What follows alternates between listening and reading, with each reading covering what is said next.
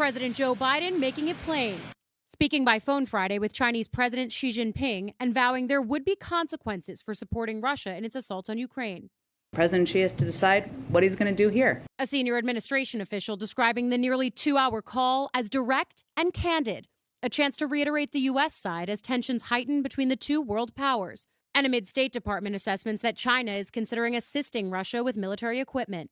Their proximity of moving closer together is certainly of great concern to us. And at the United Nations, direct pushback against Russian disinformation about the use of biological weapons. There are no Ukrainian biological weapons laboratories, not near Russia's border, not anywhere.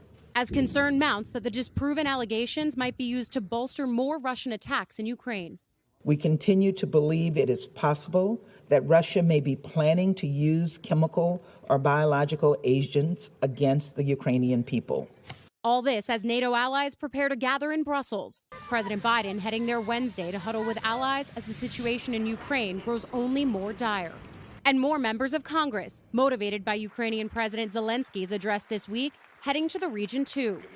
We are going to see firsthand the humanitarian crisis and the devastation that this war has created.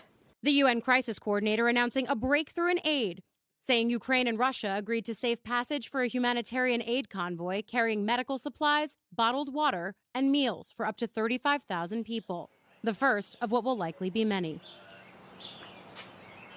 And guys, we've got new details about President Biden's upcoming trip to Europe, with events ranging from a NATO summit to a meeting of the G7, all focused on showcasing a united front against Russia. It'll be a stark contrast, with Russia largely isolated apart from countries like Belarus and China, as the U.S. stands alongside its allies. Kristen?